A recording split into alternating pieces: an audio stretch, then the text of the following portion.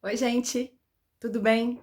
Bem-vindos ao vídeo dessa semana. Eu sou a Luciana da Luduc e vamos conversar a respeito de desenvolvimento infantil.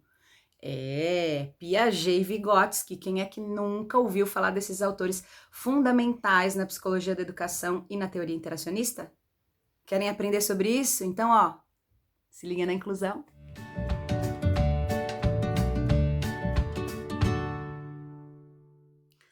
Gente, eu sou um pouco suspeita para falar para vocês sobre psicologia da educação e desenvolvimento infantil, porque eu sou apaixonada por essa área.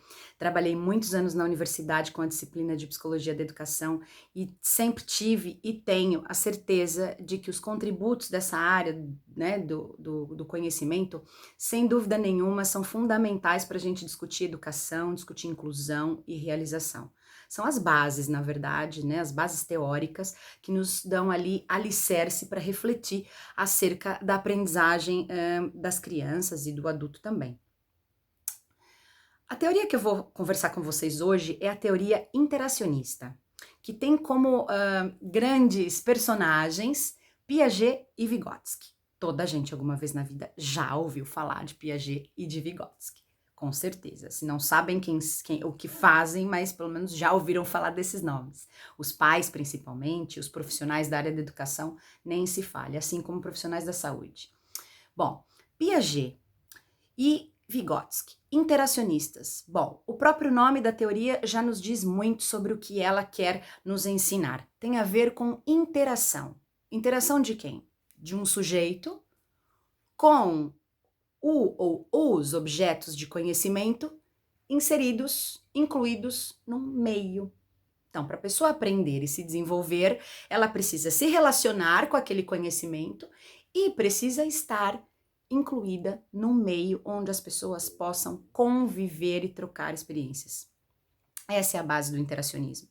E é o que o Vygotsky e o Piaget vêm encontrar para nós.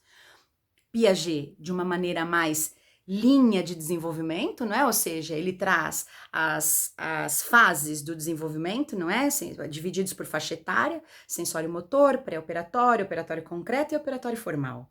E aí, dentro de cada uma dessas fases, vão acontecer algumas mudanças no comportamento do sujeito e ele vai, conforme o tempo passa, evoluindo, amadurecendo nas suas aprendizagens, não é? Assim como no desenvolvimento físico, assim como no desenvolvimento social e também afetivo e emocional. Bom, o Piaget, ele traz uma questão, além das fases de desenvolvimento, que a propósito, na psicopedagogia, nós utilizamos muito as provas de Piaget, não para avaliar a cognição, embora o Piaget seja um teórico que estuda a inteligência, não é? E o processo evolutivo dessa inteligência a partir conforme a criança cresce. Entretanto, na psicopedagogia nós utilizamos muito Piaget, mas não para verificar o nível de inteligência, mas o nível cognitivo no que diz respeito à evolução das habilidades de aprendizagem da criança em cada faixa etária. Não é? Então, quando ela está com 7 anos, ela tem algumas habilidades que são específicas dessa faixa etária que ela tem que ter conquistado para aí sim conseguir aprender sempre e melhor. Não é? Então, Piaget ele vai um pouco mais por essa linha e traz para nós uma informação extremamente importante para as nossas práticas em sala de aula e em qualquer relação com criança, que é o papel do erro.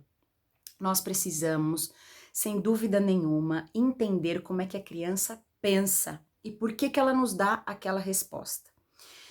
E aí é que vem o desafio, porque nós não podemos olhar para a resposta errada que às vezes a criança nos dá e diz, ai, olha, não é nada disso, para tudo, né? E aí eu vou dar um exemplo clássico aqui da minha área, né, com a escrita, né? Então, quem estuda um pouco a escrita sabe que existem fases na escrita, que a criança começa a diferenciar letras de números e começa a perceber a quantidade de letras que são utilizadas para escrever as palavras. Então, vamos imaginar que a criança vai escrever aqui a palavra elefante.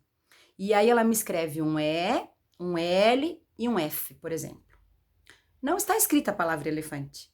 Mas se eu disser para ela que está tudo errado, ela vai começar, ela vai pensar, vai desconstruir aquilo, vai pensar num outro mecanismo para construir a palavra elefante.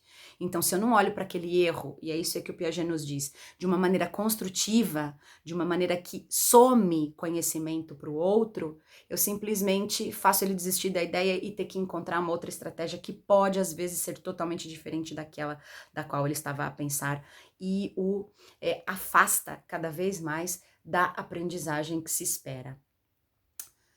Vygotsky, gente, eu adoro Vygotsky. Vygotsky apareceu na minha tese de mestrado quase que inteira. O Vygotsky, ele fala do pensamento e da linguagem, né, do sujeito e da influência da cultura, né, nesse meio. E ele vem resgatar para nós duas coisas fundamentais, dois conceitos importantíssimos: mediação e zona de desenvolvimento proximal. Ou seja, na zona de desenvolvimento proximal, significa que o sujeito, ele está sempre à cerca, né? Está sempre cercado pelo conhecimento. Então, tem aqui uma zona de desenvolvimento potencial e uma zona de desenvolvimento real. A real é o conhecimento onde nós estamos, é o que nós já temos adquirido, é o que nós conhecemos. O potencial é onde nós queremos chegar. E a zona de desenvolvimento proximal está no meio disso tudo para fazer esta aproximação do que o sujeito já conhece com aquilo que ele pode conhecer. E é aí que entra o papel do mediador. Mediador das aprendizagens, mediador de desenvolvimento, que pode ser uma criança ou um adulto, alguém com um pouco mais de experiência, que vai fazer a aproximação do sujeito com o mundo do conhecimento. E isso é fantástico. Que nós pais e nós professores e profissionais da saúde e educação possamos ser mediadores da aprendizagem e do desenvolvimento das nossas crianças. Ok? Espero que vocês tenham gostado. Deixem perguntas, querem saber mais sobre esses assuntos? Comentem aqui no vídeo e peçam assuntos que interessam para vocês, que eu vou ter todo o gosto de falar sobre eles, ok? Subscrevam no canal, partilhem e muitos beijinhos e obrigada por tudo. Tchau, tchau.